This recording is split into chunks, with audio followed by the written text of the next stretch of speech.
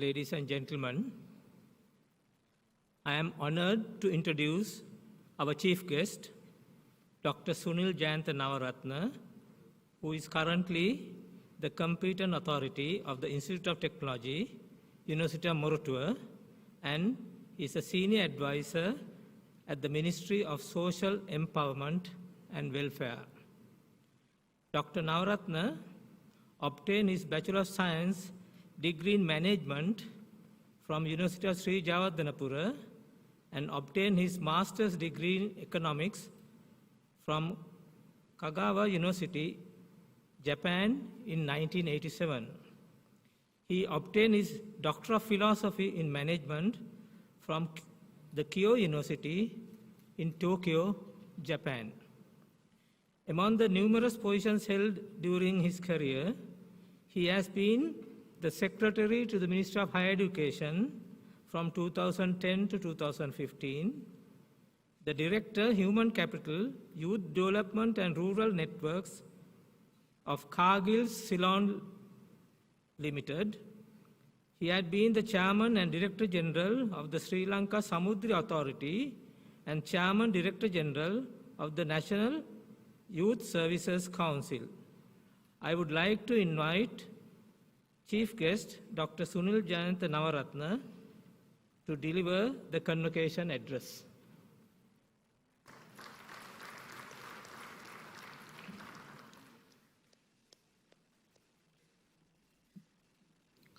Ayubowan, Vanakkam, Assalamu alaikum.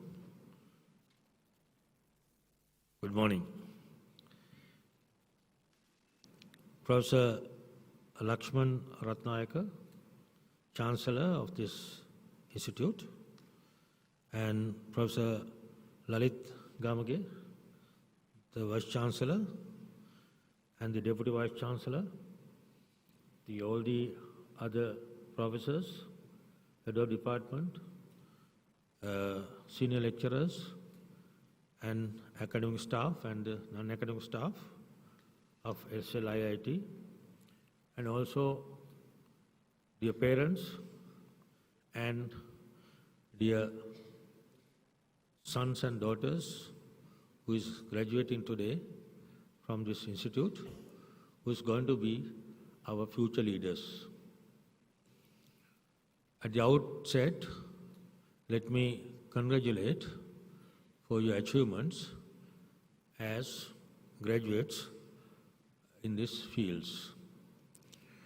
So, Sri Lanka Institute of Information Technology represent three things. That is Sri Lanka and the institute and also information technology. I think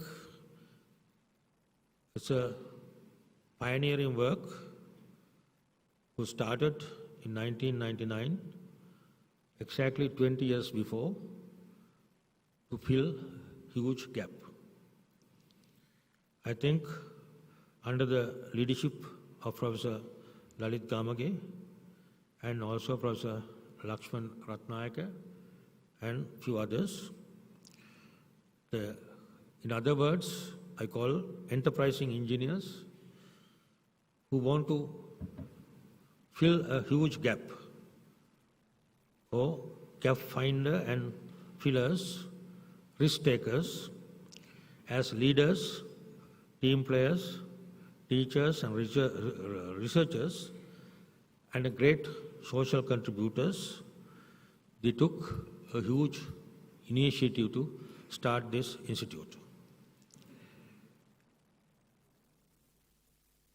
With a dynamic team led by Professor Sam Karunaratne, Professor Lakshman Ratnayaka, Mr. Tilan Vijayasinghe, under the leadership of Professor Lalit Gamage, they started this institute with 400 students. And today, there are around 10,000 students, including undergraduates, postgraduates, and PhD students. And there's lateral entry, exit, and various other formats.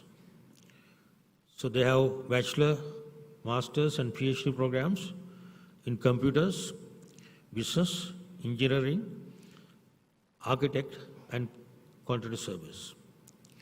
So I should appreciate this institute as one of the model institute in Sri Lanka who paved the way to get these qualifications in Sri Lanka at a very high quality and global recognition.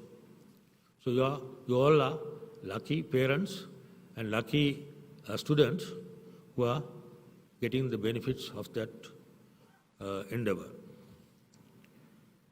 So I can equate this organization with Alibaba. Alibaba in China started by Jack Ma in 1999, April 4th. So I think Professor Lalit Gamage and team also started this venture in 1999. Today, Alibaba's total revenue is 56 billion US dollars. So, and there are 1,000 employees are there. So in Sri Lanka, achieving this kind of great achievement also kind of that results. So thanks to those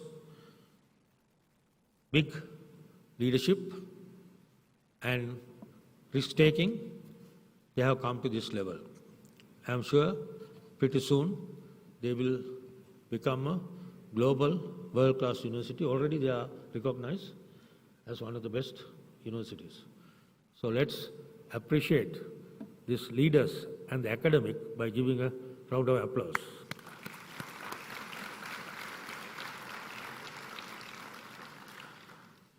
So congratulations all these young girls and boys who are getting these degrees today. And after this graduation, you have 4 options. You can go to a job or start an employment.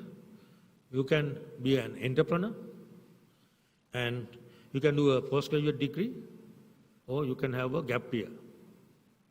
I think most of you are going to be employed in an organization in Sri Lanka or overseas. So get a job is the most easy and preferred thing by all of you. So if you want to become a good employee, what are the things you should know? So in an organization today, which is 21st century, need human capital. So human capital means you have to have many things. Well-rounded graduates is called human capital. In some universities, we are producing some human liabilities also. So luckily, this university is producing real human capital. If you want to become a real human capital, you should have 4 areas. That is, what you know, what you can do, how do you behave in an organization, and how do you pursue the world. In other words, what do you know means your knowledge. So knowledge alone is not enough today to become a... You may be very thorough with the theory, but if you cannot practice that to resolve the problems, you are not considered as a capable graduate. Therefore, young graduates, ladies and gentlemen, please know that you have to prove that you are capable in giving results, resolving problems. Private sector don't want people who are just having qualifications. They need people who can resolve the problems, who can resolve unknown problem using not yet developed technology sometimes in future. When we were born, so there was no computers. The problems were totally different. So though now I have to use the computer and we have to resolve those problems but using technology. Likewise, you have to do the same. So you have to be problem solvers. As well as, on top of the knowledge, you have to have good skills. Especially once you go to a private sector organization, you are going to be a team player. You have to work as a team, project team. So for that, you have to have leadership skills. You have to have communication skills, teamwork skills, problem solving, creativity, innovativeness, implementation, giving results. All these things are your skills. So today, to become a 21st century oriented graduate, you have to have both knowledge as well as the skills.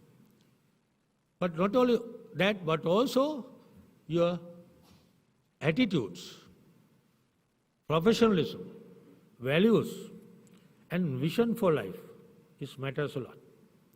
Unfortunately, some graduates don't have a vision. When they come for an interview, we ask, what's your vision? After 10 years, what are you going to do? They don't have an idea. Dear graduates, please remember that you should have a long-term vision. And also, you have to have proper attitudes. And if you want to become an IT engineer, your attitude should be totally different from others. Some engineers are not willing to work in the night. But most of our BPO, IT BPO industry work in the night. So if they don't like to work in the night, so you are not fitting with that job. So likewise, there are many attitudes, values, professionalism, and vision for life is a must. On the other way, how do you pursue the world and how you update your knowledge. Some graduates, after their graduation, they never read, they never learn, they never update their knowledge. So lifelong learning, and you have to have a knack for learning, continuous updating your thinking and mindset. So we call it mindset and paradigm. Therefore, to become a world-class human capital or full option graduate, you have to have 4 areas.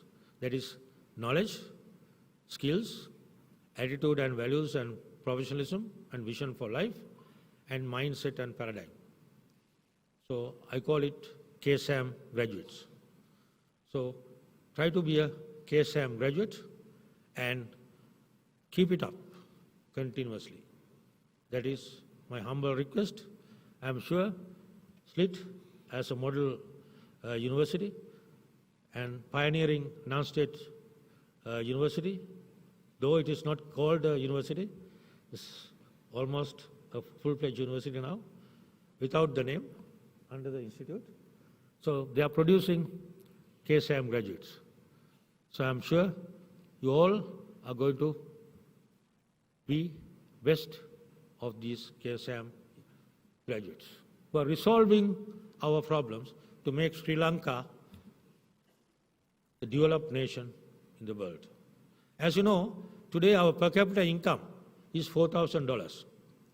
In 1950, our per capita income was $89, where Japan was at 90, and Singapore, at that time part of the Malaysia, was at $30. Today, you will surprise, Japan's per capita income is 48,000, and Singapore is 60,000, where Sri Lanka is lagging behind around 4,000. So what has happened? So we all should think and ask this question, what are you going to do? So we need a lot of entrepreneurs. I mentioned that second type of people are going to start their own companies, going to be entrepreneurs. I know that you have an incubator and you are promoting a lot of entrepreneurs. And if you can become those entrepreneurs, I am sure Sri Lanka can become a good developed nation pretty soon. But unfortunately, it took 72 years to bring per capita income to 4,000. And developed nation is considered, if you want to become a developed nation, you have to have 12,000 per capita income. In that sense, to achieve that 12,000, we need additional 8,000. That means we need 150 more years to achieve that. So don't you think, as institute, as universities, as graduates, as parents, we should think and do something to make this country a developed nation within next 10 years. I think that should be our aim. For that, we need more and more good, capable engineers, entrepreneurs, enterprising engineers, like Professor Lalit Gamagiano. So that is my humble request. I'll give you very few examples. Toyota started by a carpenter's son who went to grade 5. Who was doing carpentry, and his father. He didn't want to do that. He wanted to do something innovative, take Japan to the world. His family name is Toyoda. First name is Sakechi. So, he first introduced a kite who can fly without even wind.